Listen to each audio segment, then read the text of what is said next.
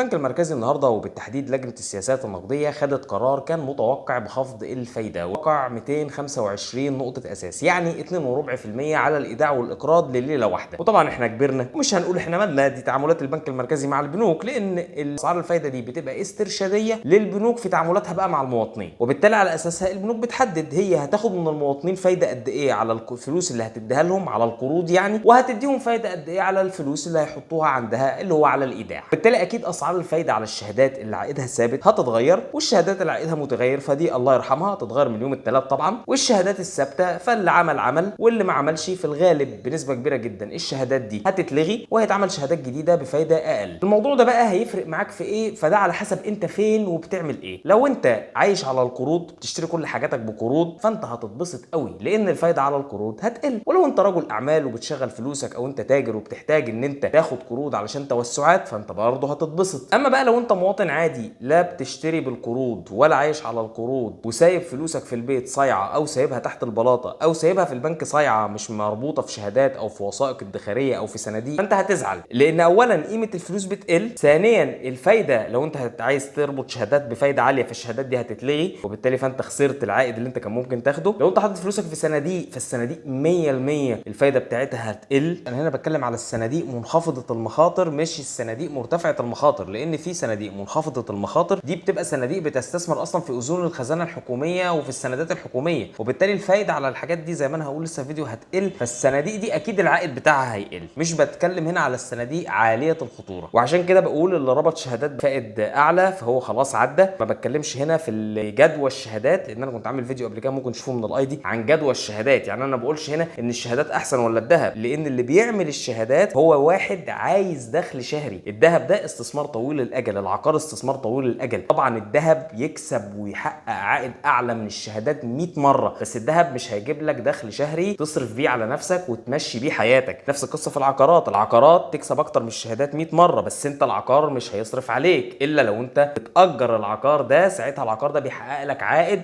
اكيد هيفوق عائد الشهادات. ازاي؟ يعني ما تحسبهاش ان انت لو شاري شقه مثلا ب 2 مليون جنيه فال 2 مليون جنيه دول لو مربوطين في شهاده 23.5% هيجيبوا لك في الشهر تقريبا 39,000 جنيه. هل العائد الايجاري 39,000 جنيه؟ لا طبعا، ولكن انت في العائد في الايجار انت بتاخد عائد ايجاري زائد احتفاظك بالاصل اللي قيمته بتزيد، فانت ال 2 مليون جنيه بقى مش هيبقوا 2 مليون جنيه، ال 2 مليون جنيه بيزيدوا وفي نفس الوقت انت بيجي لك عائد ايجاري. لكن ده ما بيحصلش في الشهادات، انت في الشهادات بيجي لك عائد كبير لكن ال 2 مليون جنيه زي ما هم قيمتهم بتقل مع الوقت. ال 2 مليون جنيه اللي هيجيبوا شقه النهارده مش هم ال 2 مليون جنيه اللي هيجيبوا نفس الشقه السنه الجايه ولا الشهر الجاي ولا بكره.